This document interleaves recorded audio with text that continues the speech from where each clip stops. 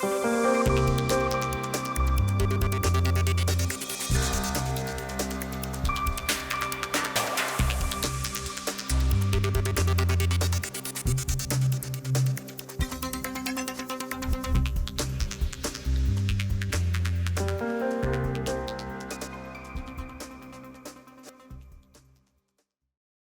welcome back to another filming at Captain's Call. I'm Captain John Bushy. And I'm Master Chief Michael Wilkins. And today we have, I'm Sean Spears, the security manager for Nafasugi.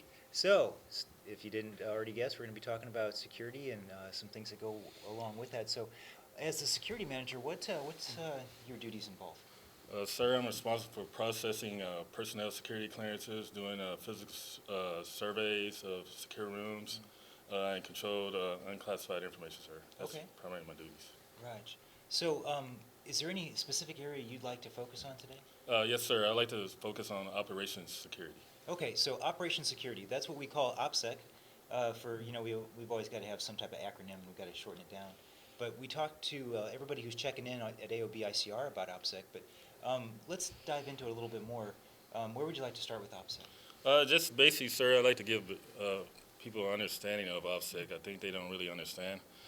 First of all, it's a risk management process, and it involves the protection of unclassified information, not classified information. And the first step of the OPSEC process is to identify critical information.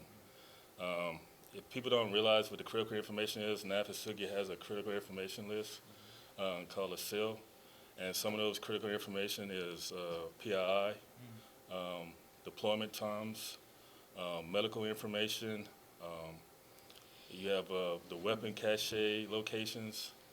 Those are some things for critical information. The second step is to define the threat. And threat is defined as the adversary plus the intent and the capability. If any of those elements are missing, you don't have a threat. And people usually can identify with the threat with Osama bin Laden when he was alive, or Saddam Hussein, but now the threat could be anyone. It could be the person to your left or your right, or the insider. So you're saying we could be threats? Exactly. Okay. Chief Message. Awesome. So once they identify the threat, they also have to realize the capabilities. Here, that concerns the intelligence disciplines, which I'm not going to get in too much detail, but primarily open source intelligence is a main thing, and human intelligence. Sure. Open source intelligence with social media. Social media is not a bad thing. I don't use it. I don't like it, but with technology, with the younger generation, information flow, that's their primary source of communication is social media, Facebook, but they don't need to post critical information onto social media, particularly specific deployment information before the ship leaves. Times, Right. locations, you're putting yourself at risk, you're putting your sailors at risk, you're putting your family at risk. Once the ship is underway, that information is no longer prevalent, and of course it's going to be released by media. So they just need to protect that information. Well, it's interesting you bring that up because CMC and I talk about that at AOB ICR all the time about don't accept friend requests from people that you don't know. You should only be accepting friend requests from people that you actually know in real life. But also, just like you said, watch out for that information you put out there that's unclassed, because everybody in our squadron, everybody in the unit might know when the ship's getting underway or when the squadron's going to be deploying for a weapons debt or something like that. But if you put enough unclassified information together, you might have some holes in your theory, but it's close enough that you can actually take get actionable information that you can do something with.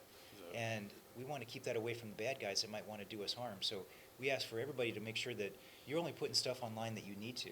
You don't need to be putting that the ship is getting underway at this time. I'm going to be meeting my friends down on the pier so we can go in and say adios. Stuff like that. Somebody can interpret that. Somebody can intercept that and take action on it.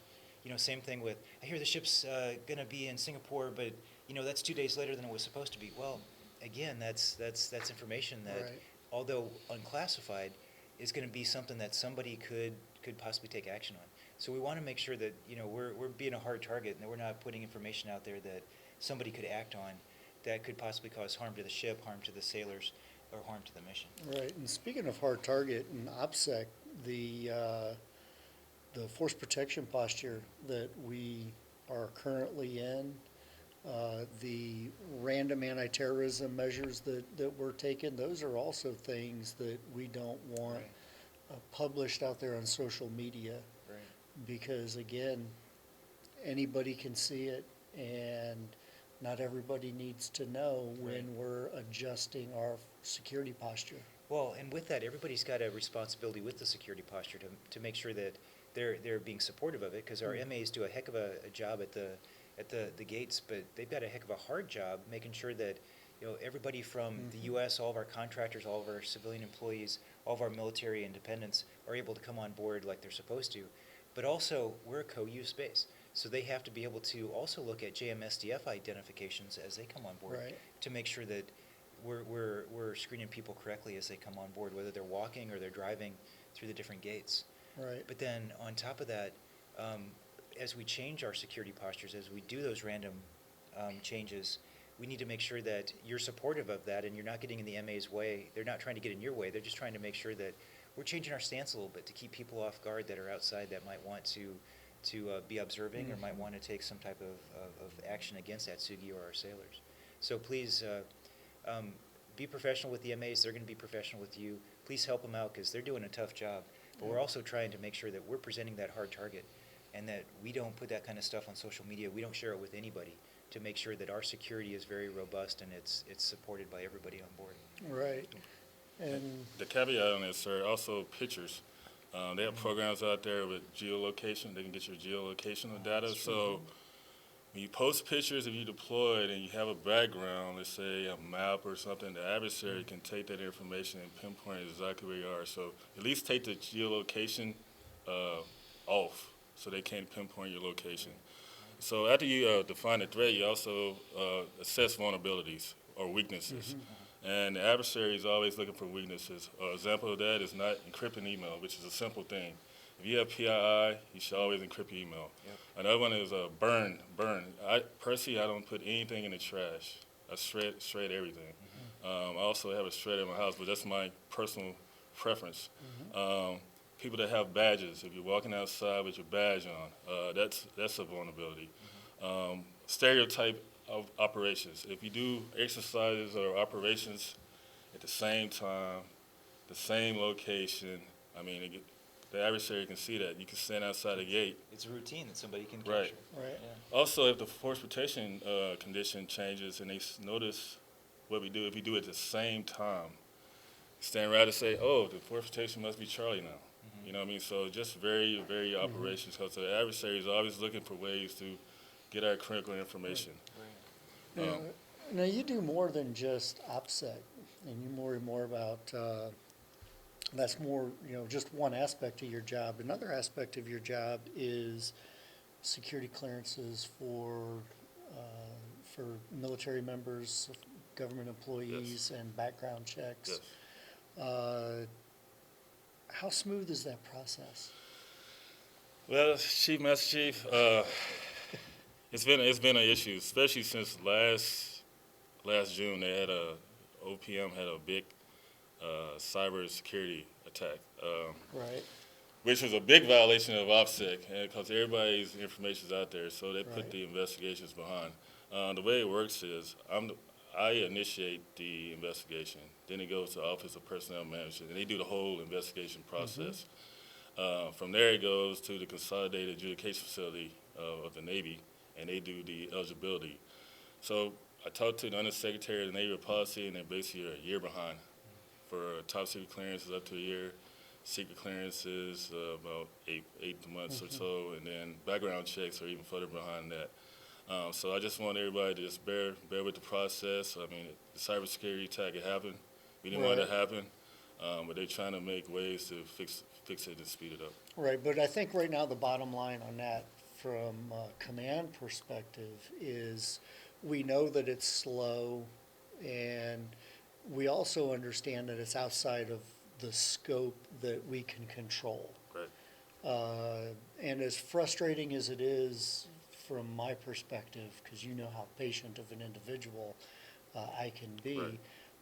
We've just got to sit back and wait it out. Right.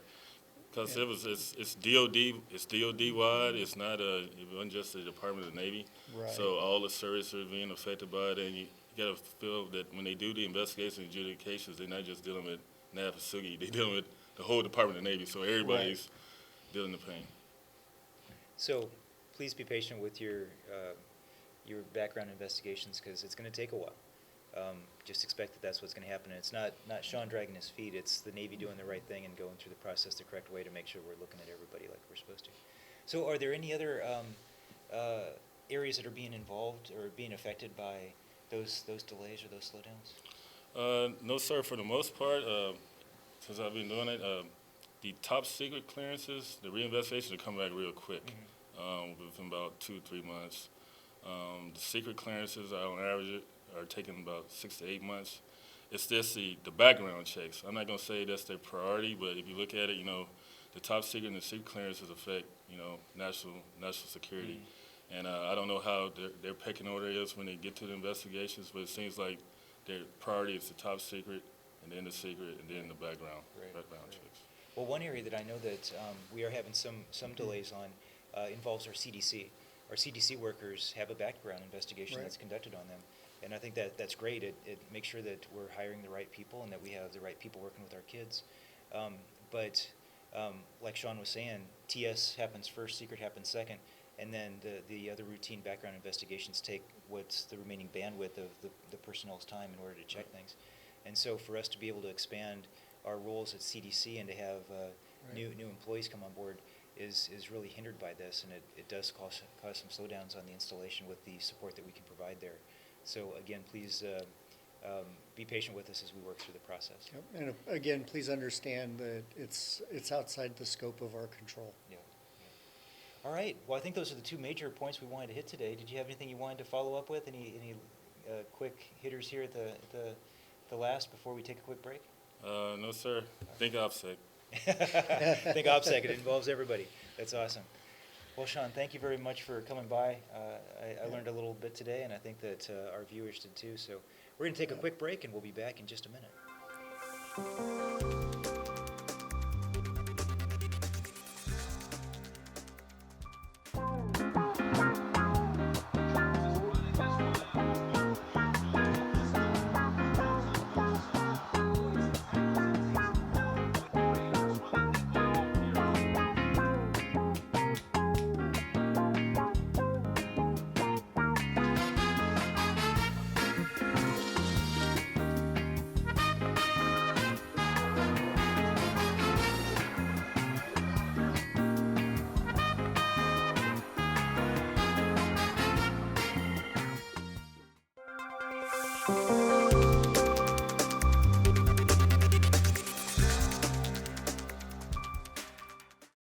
We're back. This week we'd like to congratulate our Sailor of the Week, who is YN3 Aguila from NAF Atsugi. He is relatively new on board. He's been here for about 4 months or so. He's coming from HSM 75 in San Diego. Like I said, YN3. YN3 has been our clerk in charge of all of our awards program write-ups, all of the presentations, all of the fact-finding to make sure everything is 100%. So I appreciate all of his hard work and his dedication. There's an awful lot that goes together in the background before anybody gets any type of award, and he's the person who's putting that together for everybody at NAF Atsugi. So congratulations to him, and we're going to shift over and do some BZs. So CMC, would you like to help me out with that? I would, and if you don't mind, before I start reading these BZs, I would just like to say that it's awesome to be able to recognize YN3 for the contribution that he's made to our organization. He's going to be somebody to look out for, and he'll be a force to be reckoned with. Yep, exactly. So on to Bravo Zulus, Fleet Readiness, ITT. Mr. Ryan was very helpful and polite. I had questions on some policies, and he took the time to explain them to me. He was very accommodating, even though he didn't have to be. Thank you. All right, next up, service provider, a single sailor program. Harris was very warm and welcoming. I must say that he made my day with his cordial and cool personality. So good job to Harris. This single sailor program, again, I really enjoy the atmosphere, especially As of recently, Mr. Harris definitely brings more enjoyment to going to the center than before. All right, service provider is HRO. Esther was probably one of the best HRO specialists I have had the pleasure of dealing with. Her professionalism, attention to detail, and general customer service were all above and beyond, and I greatly appreciate all that she has done. So good job to Esther. And service provider, Navy College. The graduation ceremony was so lovely. You can tell that Miss Rochelle took a lot of time and consideration in planning it. It really had the feel of a small school graduation, and I can tell you that that was certainly Rochelle's goal, was to provide those service members and family members that got a degree that opportunity to walk when they wouldn't have had otherwise. Yeah, congratulations to everybody that received their degrees and were able to walk, because that is a huge accomplishment, both personally and professionally, so BZ to them. So, okay, we have a couple general announcements we'd like to put out. First announcement I'd like to make sure everybody is looking at is road tax season is coming up. It's the 5th to the 8th of April, and it's going to be at the ACC. You can check with security. I think we also have some information that's either, if it's not online, it's going to be put online here pretty soon, that'll detail what your fee is going to be. So you can look at the number on your car, you can match it up with what the spreadsheet says, and that'll let you know what your fee is going to be. But road tax season, again, from the 5th to the 8th of April, and that's going to be at the ACC. I'd also like to remind everybody that medical readiness is their responsibility for maintaining themselves and their health, and that one of the great ways that you can do that here is by signing up and using Relay Health. It's been a great tool. I've used it to send a message to my doctor, and they say it takes 48 hours for them to respond, but it's never taken them more than 24 to get back. I don't know if that's because they know I'm the base CMC or if that's the level of service that they're always providing, but it's a great way and it's a secure way to take care of your health. Yeah, and you've got direct involvement with your doctor, so it's a great tool that's out there. I would like to shift gears a little bit back to BZs. I have one BZ I'd like to put out this week, and this is to our Naval Security Force. They worked with JMSDF and JGSDF, the Ground Self-Defense Force, on an exercise that was called Guard and Protect. A couple weeks ago, you might have seen a little bit more action on the base, a few more camouflage vehicles running around the base. That was JGSDF, Right. who traveled about 3 hours from northern Japan down here to help us out. We had a fantastic exercise with 3 services. Like I said, it was NSF, JGSDF, JMSDF, on a bilateral exercise for security. We learned an awful lot. We have some great takeaways to improve our coordination next year. But I want to say good job to our NSF members, because they welcomed our Japanese colleagues, Right. as well as there was a lot of beneficial and bilateral training that happened Right. to make it a successful exercise. So good job to them. And if I could just throw one thing, not necessarily related directly to the exercise, but that bilateral picnic that was put on afterwards, where it was just an opportunity for our sailors and the Japanese to socialize, was phenomenal. The yakisoba that they cooked was just awesome. Unfortunately, they wouldn't give me the recipe.